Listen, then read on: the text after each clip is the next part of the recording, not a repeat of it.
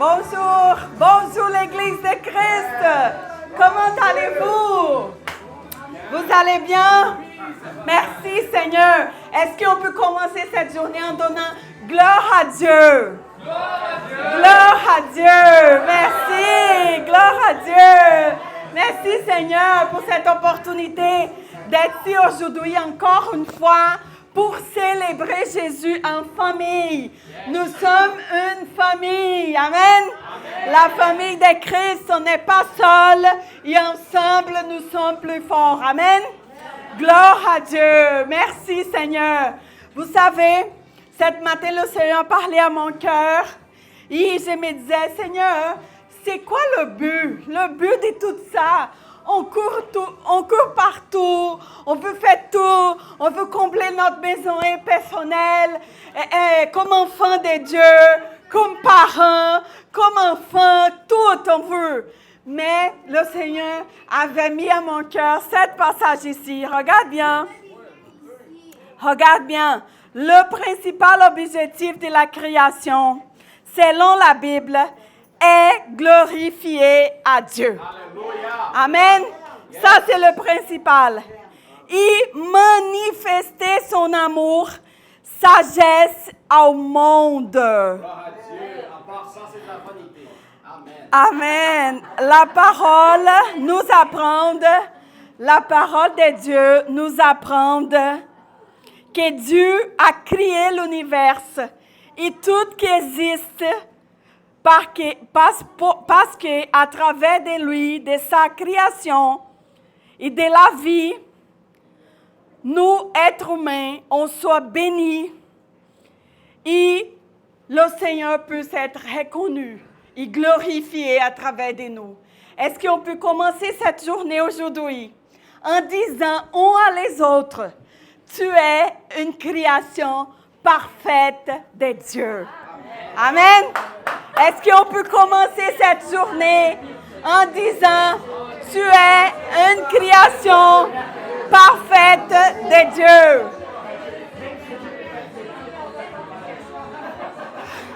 Tu es une création parfaite de Dieu. Amen. Toi aussi, tu es une création parfaite de Dieu. Amen.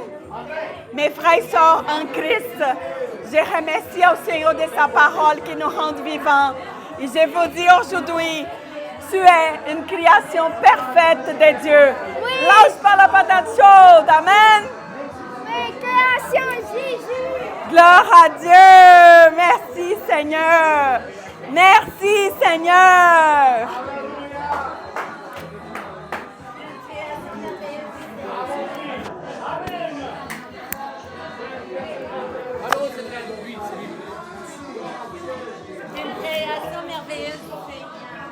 Une création parfaite de Dieu, ma sœur.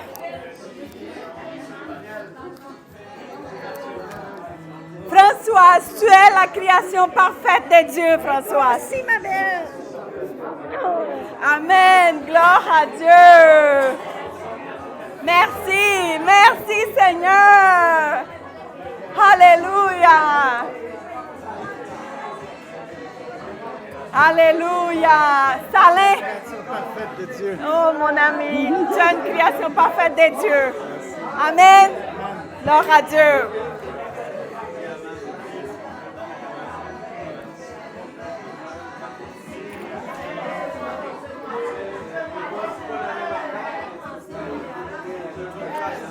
Simon, toi aussi, Simon, tu es une création parfaite de Dieu, mon frère. Que Dieu te bénisse. Toi aussi. Le Seigneur, il y a des grands projets pour toi, Simon. Persévère. Amen. Amen. Gloire à Dieu.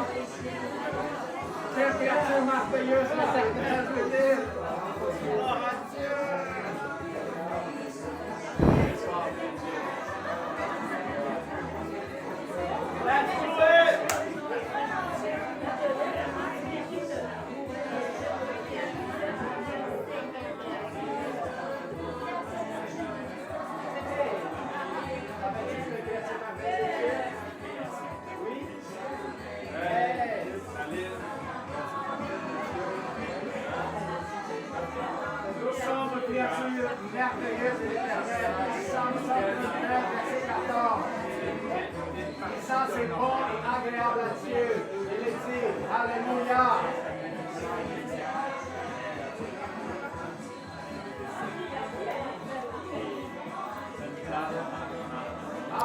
Gloire à Dieu. Merci, Seigneur. Merci, mon Dieu. Commence à parler les synonymes. Gloire à Dieu. C'est le fun, hein? C'est le fun, hein? La joie du Seigneur. La joie du Seigneur, c'est le fun. Vous êtes une créature parfaite de Dieu. Alléluia. Amen. Le pouvoir de Dieu s'y manifeste à travers de vous, enfants de Dieu. Vous êtes nés pour glorifier au Seigneur. Amen. Gloire à Dieu. Amen. C'est le fond, hein? La joie du Seigneur, c'est magnifique. Alléluia. Merci, Seigneur. Merci, Seigneur, pour cet amour inconditionnel, cet amour où tout est possible. Parce que le Seigneur, il veut qu'on connaisse la bonne, la parfaite et l'agréable volonté de Dieu. Amen. Merci. Je remercie au Seigneur pour cette joie infinie dans mon cœur, dans votre cœur. La joie, c'est une arme féroce contre l'ennemi. La joie nous appartient. C'est une arme que nous avons pour combattre le mal. Et l'ennemi, dans les derniers temps, il met la tristesse dans le cœur des gens. Pourquoi? Parce que la joie, la parole nous dit que la joie du Seigneur est notre force. Amen. Est-ce qu'on peut répéter la joie du Seigneur est notre force? Et nous sommes des enfants prédestinés à vaincre. Je veux conter une histoire vite que le Seigneur a mis à mon cœur ce matin. Quand j'avais environ 8 à 10 ans, j'avais des oncles côté ma mère qui étaient des chrétiens. Mais quand nous sommes très petits des fois, et on vit dans une famille un peu dysfonctionnelle, on ne veut pas y aller à l'église. Vous êtes d'accord? On ne veut pas vraiment parce qu'on ne vit pas vraiment une vraie joie. Et les oncles de ma mère nous amenaient à l'église. Et un jour, j'étais arrivée à l'église. Son église, c'est une église les femmes mettent des robes. Les hommes, il faut que ce soit une cravate organisée avec la Bible. C'est une église quand même un peu stricte. Et moi, vraiment, je n'aimais pas beaucoup y aller. Mais quand j'arrivais là-bas, je me sentais tellement spéciale. Pourquoi? Ils ont mis, j'ai rentré, il y avait tellement de monde, mais ils ont mis au début de la fline. J'ai trouvé ça incroyable. Hein? On avait rentré, on était en retard, on avait rentré, personne ne nous connaissait, et les gens nous mettaient en avant. Je disais, quoi? C'est quoi ça? Je me sentais quand même, ma soeur, elle n'aimait pas, mais elle était allée quand même. Et on était en avant. Et on a commencé le service, une église qui était en feu, les gens parlaient « Oh, là. Je me sentais un peu bizarre là-dedans. Et il y avait un moment à la fin du service que les gens demandaient « Est-ce qu'il y a quelqu'un ici qui voulait accepter Jésus comme le Seigneur et Sauveur? » Et moi, j'avais 10 ans. Et moi, j'étais comme... Et mon oncle faisait, vas-y, accepte. Il faisait comme ça. Et moi, je ne savais pas quoi dire. Et pour obéir à mon oncle, je disais, oui, ma soeur, elle disait, non, je ne veux pas. Et moi, je dis, oui, ok. Après ça, j'ai oublié. Mais c'est juste pour vous dire que la parole de Dieu ne retourne pas vide. Une parole lancée sur notre vie ne va jamais retourner vide. Et cette fille qui était là, qui ne comprenait pas qu'est-ce qui s'y passait, il y avait un plan spirituel dans sa vie. Et c'est pour ça que je suis ici aujourd'hui. Amen. Donc, Nous sommes création parfaite d'un Dieu parfait.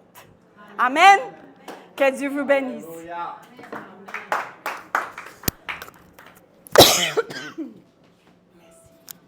Merci, Jésus.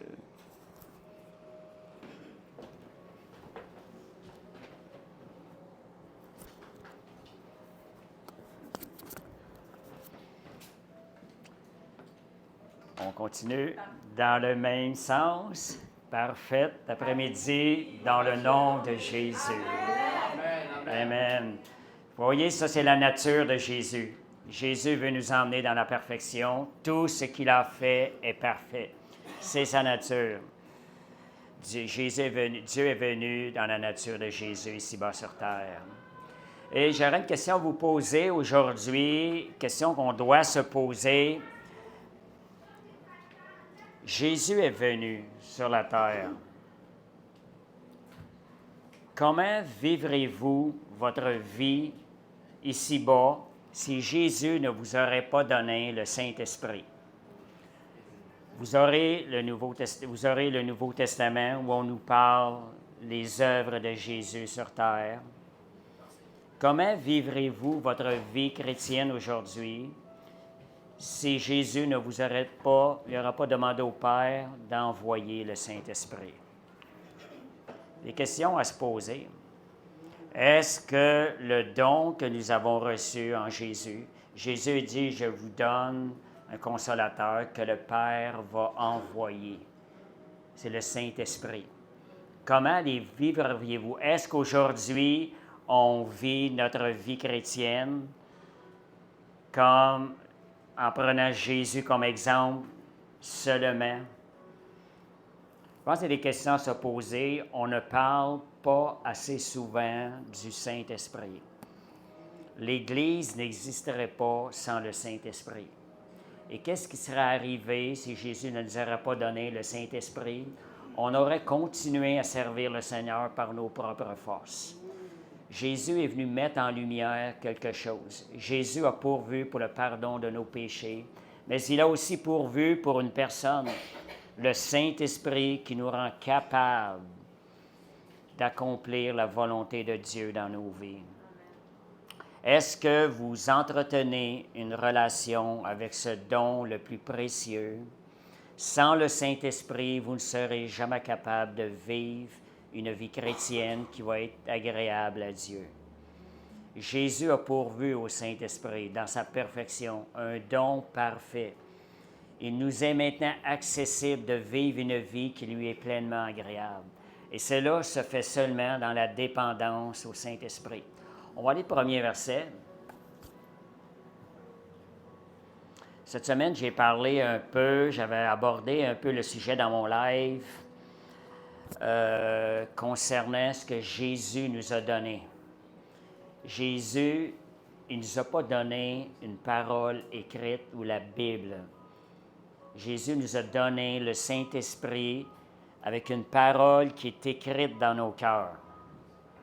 C'est ce qui fait la différence. Ce n'est plus seulement, on ne suit plus des recommandations seulement basées parce que ça a été écrit, mais parce que de l'intérieur, il y a quelque chose en nous qui aspire à vouloir donner à Dieu ce qu'il y a de meilleur. 1 Corinthiens, je pense que c'est 1 Corinthiens, j'ai-tu écrit 2 Corinthiens 13. Tous les saints vous saluent, et le verset 14. Regardez ici, Paul, est-ce qu'on s'arrête vraiment quand Paul nous parle du Saint-Esprit? Moi, personnellement, je trouve qu'on ne s'arrête pas assez à ces points-là. Ça dit que la grâce du Seigneur Jésus-Christ, l'amour de Dieu et la communication. Dans certaines versions, ça dit la communion avec le Saint-Esprit, soit avec vous tous. Voyez, Paul, c'était quelque chose, je crois que le vrai mot communion est encore plus juste. Paul était en communion avec le Saint-Esprit. Et si vous vivez votre vie, comment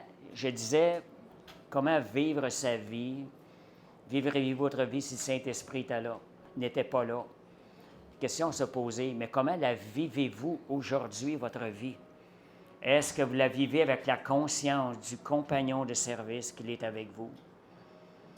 On devrait être constamment conscient de la présence de ce compagnon-là, parce que c'est la seule manière d'être pleinement agréable au Seigneur et d'être capable d'accomplir la volonté de Dieu. Parce que le Saint-Esprit nous connecte à Jésus.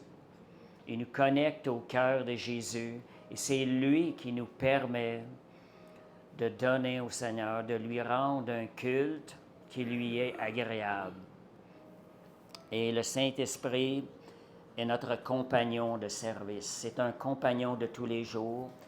Jésus avait dit, il est préférable que je m'en aille. Imaginez-vous, les disciples vivaient côte à côte avec Jésus. Jésus a dit, il est préférable que je m'en aille, sinon le Saint-Esprit, le Consolateur, ne viendrait pas vers vous. Vous voyez qu'on a quelque chose de plus encore que les apôtres. Nous avons le Saint-Esprit à travers lequel nous pouvons être en communion constamment. Et la communion avec le Saint-Esprit nous connecte à Jésus, au Père Céleste, de l'intérieur.